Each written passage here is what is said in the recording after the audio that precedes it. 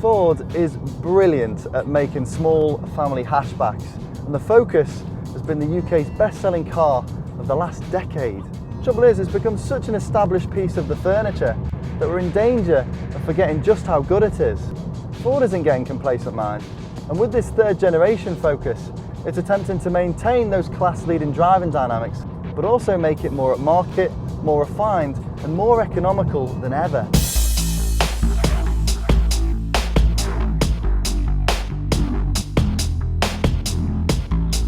Third time round, the Ford Focus is only available as both a 5-door and an estate version, though the kinetic design language continues. So you've got quite a rakish profile going on, this zigzag character line, as well as a trapezoidal front grille, which now features an active shutter that can either close to reduce aerodynamic drag or open to improve airflow to the engine. There are some really nice details going on too, like this chromed window line with a special kink at the very end, plus the way the fuel filler cap has been integrated into this rear panel. Ford also has a system called Easy Fuel, and that makes it impossible for you to put in the wrong petrol or diesel nozzle when you're having one of those days.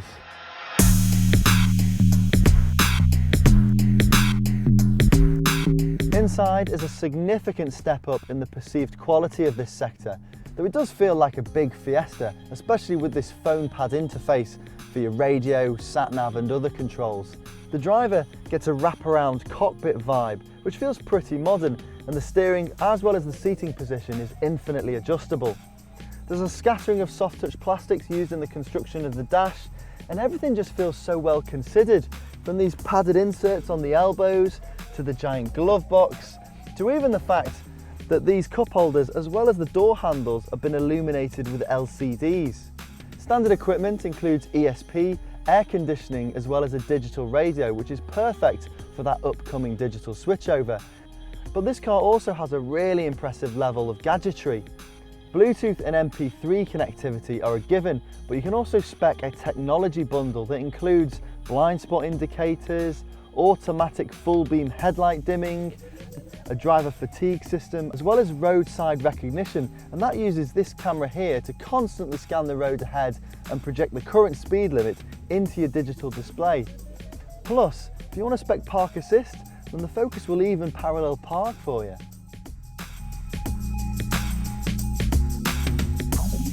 Rear space offers enough head and knee room for 3 passengers, though the boot is a bit disappointing.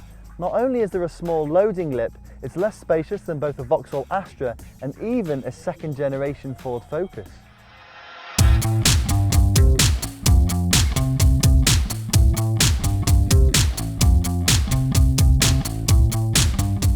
The Ford Focus has always been great fun to drive, but the overwhelming impression you get here is of refinement.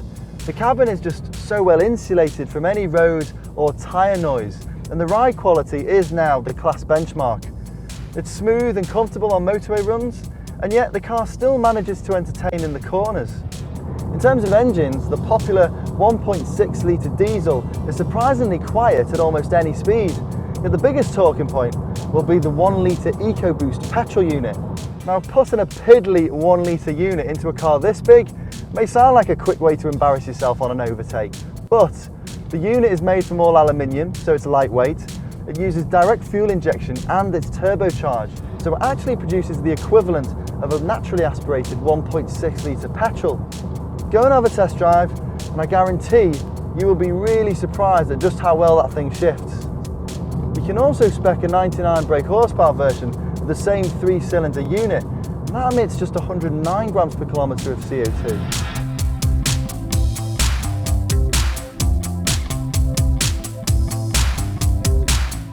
The Ford Focus is a fantastic family car, refined, beautifully well finished, brilliant fun to drive with some clever engines and even cleverer tech. That boot may not make it the final word in practicality, but small family hatchbacks really don't get much better than this.